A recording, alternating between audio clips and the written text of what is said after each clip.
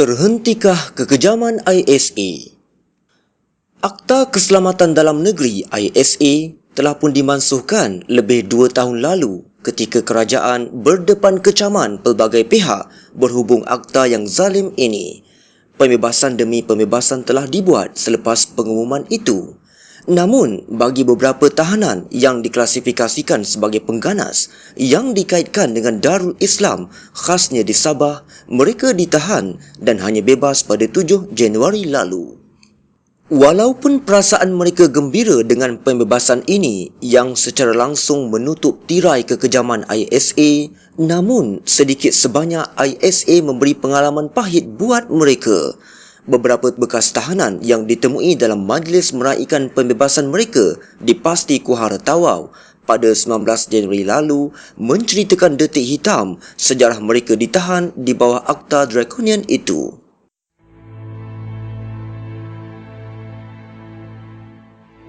Seorang guru, Bakar Baba, yang ditahan pada 15 November 2011 menceritakan detik hitam sewaktu penahanannya. Ini merupakan sejarah hitam dalam hidup saya. Hari itu memang sebelum ditahan pada 11 pagi, saya ucapkan selamat tinggal kepada rakan-rakan di sekolah, seperti merasai bahawa ada sesuatu yang mahu berlaku. Daripada perasaan lain itu, akhirnya selepas maghrib, ketika saya melintasi restoran singgah selalu di Tawau, polis menahan saya dan perkenalkan diri sebagai polis. Mereka geledah kereta saya, hantar ke rumah dan geledah rumah. Katanya menceritakan detik awal penahanan yang disifatkan sebagai sesuatu yang sangat memalukan walaupun beliau tidak bersalah.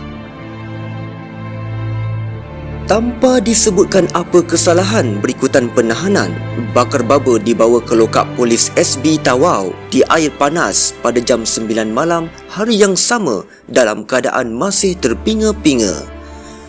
Saya ditahan beberapa hari di sana bermula 15 hingga 18 November dan kemudiannya disambung perintah tahanan selama beberapa hari. Sepanjang 4 hari, polis tidak menyoal siasat, tidak tanya apa pun. Kemudiannya Bakar Baba dibawa ke pusat tahanan polis PRC di Bukit Aman untuk 58 hari siasatan sebelum dihantar ke kem tahanan Kemunting selepas mendapat surat perintah tahanan.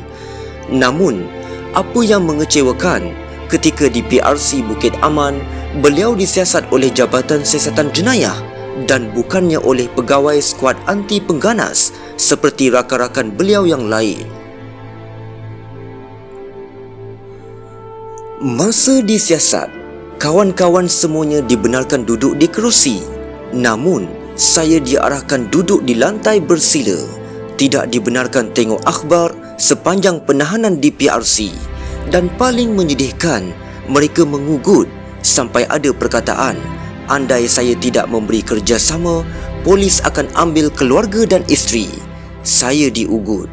Katanya mengakui dipaksa untuk membuat perakuan penglibatan kononnya dengan pengganas. Memikirkan beliau mempunyai anak yang ramai dan isteri yang terpaksa menanggung pelbagai tekanan akibat penahanan, lantas beliau terpaksa akur dengan ugutan, membiarkan dirinya diperlakukan semata-mata kerajaan mahu menyahut kempen anti keganasan yang dijalankan di Amerika Syarikat. Beliau kecewa.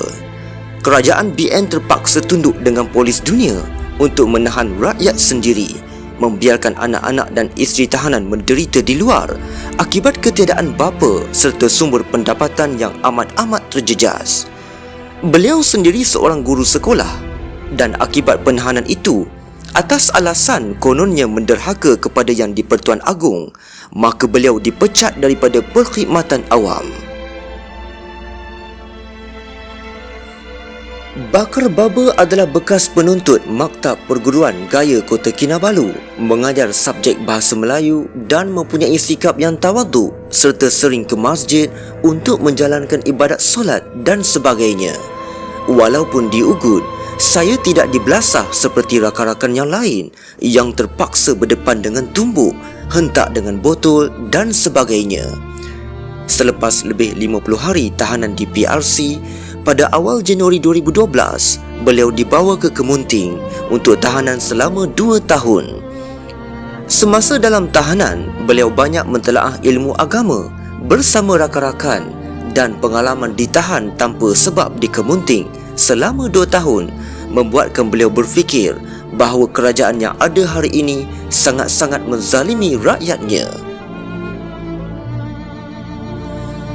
Di dalam tahanan, Bakar Baba sempat menilai siapa sebenarnya rakan dan taulan yang benar-benar membantu dirinya, juga keluarga yang terseksa di luar berdepan segala ancaman dan ugutan pihak tidak bertanggungjawab. Beliau sendiri terharu dengan bantuan yang diberikan PAS dan juga harakah khasnya kepada keluarganya dalam mengharungi hidup, selain bantuan kepada seluruh mangsa tahanan ISA yang berasal dari Tawau. Syukur, saya hanya mampu mengucapkan jazakallah kepada harakah, PAS dan rakan-rakan kerana membantu kami. Kami di dalam ini kenyang makan, tetapi yang di luar, yakni anak dan isteri, menderita, katanya.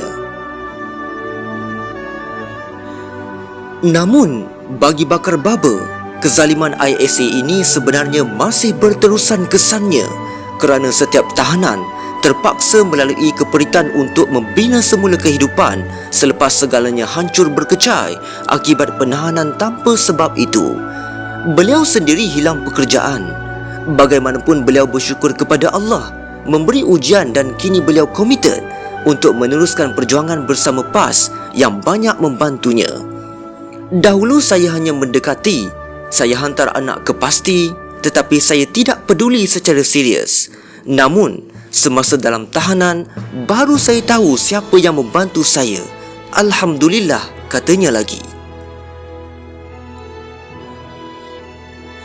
Lain pula cerita membabitkan Ustaz Nazri Dolah yang ditahan ISA sebanyak 2 kali. Pertama pada tahun 2006 dan dibebaskan pada tahun 2009. Kemudian ditahan semula pada tahun 2011 hingga 2014. Sebaik tiba di kem tahanan, seorang pegawai kem tahanan berkata, "Ustaz datang lagi, rindu kepada Ustaz." Dan saya membalas, "Ustaz rindukan kamu." Saya kata macam sudah biasa dengan mereka, katanya. Namun, bagi Ustaz Nazri, penahanan beliau 2 tahun lalu turut memberi beliau pengalaman yang tiada baginya di luar sana. Bagi saya, terkadang penahanan ini sebenarnya kadang-kadang Allah nak lihat kita bagaimana. Dalam tazkirah saya sebutkan sabar, tetapi Allah masukkan saya ke kem tahanan, baru tahu bagaimana soal sabar ini. Seperkara lagi, manusia ini menyembunyikan keburukan di wajah dengan perhiasan dengan penuh indah. Mereka tuduh kami melampau agama. Mereka ini menuduh kami bahawa dalam kepala kami soal bom berani mati. Saya nak bagi tahu bahawa Ustaz Nazri ini dengan kata pun takut. Tiba-tiba itu yang dituduh. Muka kacak seperti saya ini dituduh pengganas. Saya ini guru sekolah. Saya mengajar anak murid dan ramai lagi agar kita menjadi seorang yang baik. Mengajar kepada kesabaran, katanya menyingkap pengalaman dalam tahanan. Selain itu, paling dikesali semasa dalam tahanan, sewaktu lembaga penasihat memanggil beliau untuk dibicarakan perihal penahanan semasa, beliau berang dengan kenyataan salah seorang ahli lembaga yang langsung tidak memikirkan soal akidah apabila mempermainkan Allah. Sewaktu sidang lembaga, kononnya saya dituduh mahu gulingkan kerajaan dengan cara kekerasan untuk wujudkan negara Islam ikut fahaman sendiri. Bila pula saya ada fahaman begini? Saya kata pada lembaga, saya setiap hari ke sekolah dan mengajar semua budak hidup dengan cara Islam dan budak yang bukan Islam untuk menjadi yang baik. Saya juga berkhutbah di kem tentera, di penjara dan di RTM. Saya katakan saya dituduh. Lembaga berkata, "Kami bukan hakim. Sebab apa kamu bersalah, kami kata kamu bersalah. Kamu kena terima kamu bersalah. Bukan soal radikal dan militan, tetapi ajaran kami kononnya kamu tak terima wasatiyah."